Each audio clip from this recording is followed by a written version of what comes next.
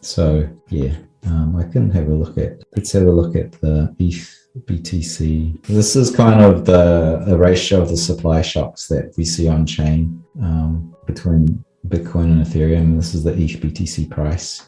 So that's that's what it looks like. The supply shock on Ethereum is climbing against Bitcoins over time, and the price is tracking that in a much more haphazard way. But this is what the fundamental demand as a ratio of the two coins are. The Ethereum demand is climbing in excess of the demand of Bitcoin. So a lot of this valuation you see with Ethereum is it's supported by fundamentals. It's not overbought or anything. Against the US dollar, it looks like this, right? It's just up.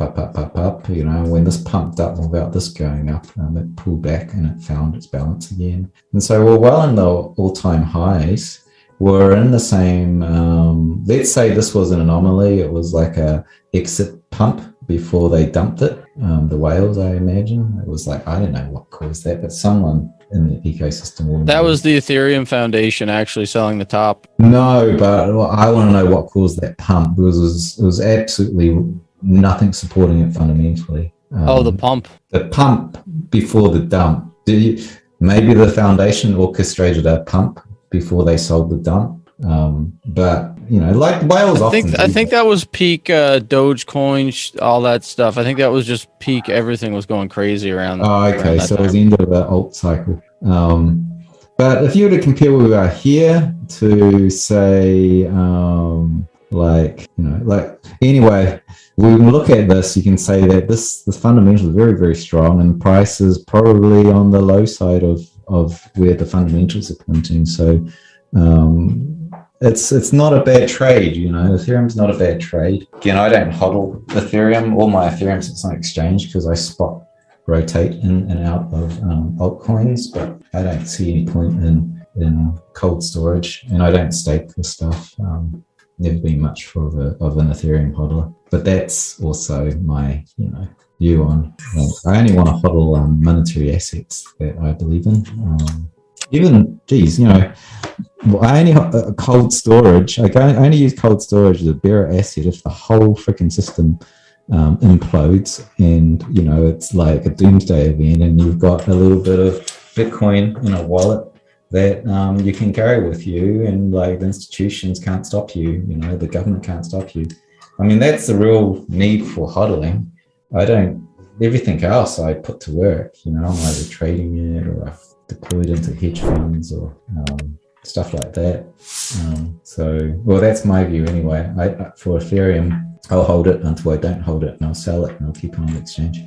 Yeah, I think it's going to keep going. I think that people don't really understand just how much effectively supply shock is being created into Ethereum's network because of the EIP 1559. Effectively, they're burning a portion of their mined coins.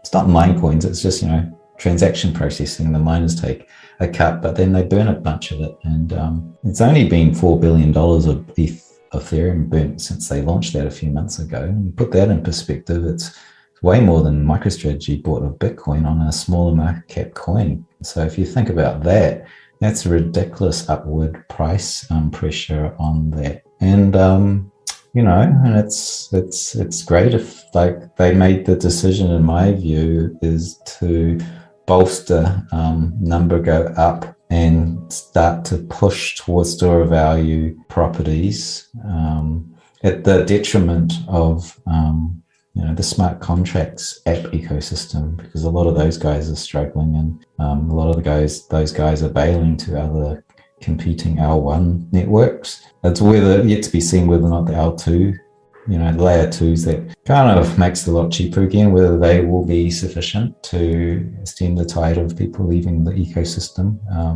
But that's the choice that Ethereum has taken, really, to let's tax the DeFi app ecosystem to push number go up. We're yet to see whether that's sustainable. But if L2 is successful and gets the fees down, that means L1 gets less fees.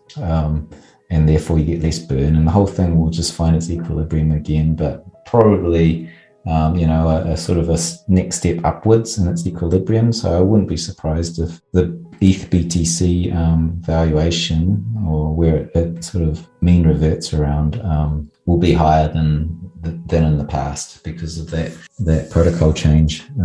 Do you want to know one thing about crypto? I made over 3,000% in profit in a few weeks. Fact is, the traditional financial system, the traditional money system makes you poor, not rich. If you want to earn $500,000, $1 million, you have to wait until you're 50, 60, 70 in the traditional financial system, and you probably will still be broke. And you will be old. This is not a sexy combination, as you can imagine. But the question is, how can you start in crypto and make these profits? Where to invest? Where to start? My name is Gunnar and I'm from Germany, as you can hear, and things are a little bit different in Germany. More about that later on. Fact is, there are lots of different cryptocurrencies. It's a gigantic universe where beginners and professionals get easily lost. But there is light at the end of the tunnel. There are 7 key steps you need to follow to become successful in this market. You have to know them, and if you fail one of them, it's literally impossible to succeed in this market. Just an example, one of the key points is your exchange, and one of the biggest are, for example, Binance and Coinbase.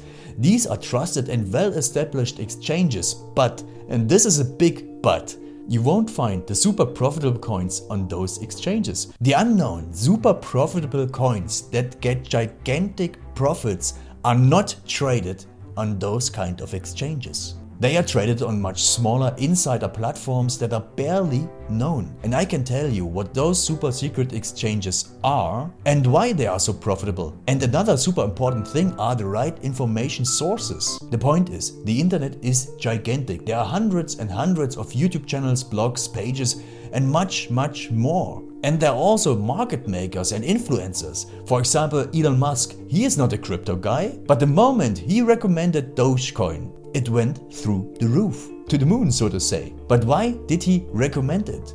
Where did he hear it from? He didn't hear it from newspapers. And believe me, he is listening to someone. But you have to know who, and you have to react before he is reacting.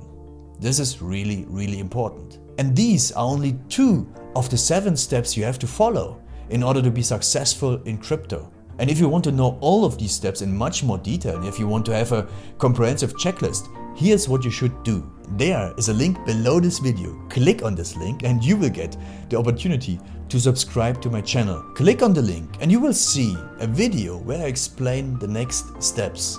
So see you soon. Click on the link now. I'll see you there.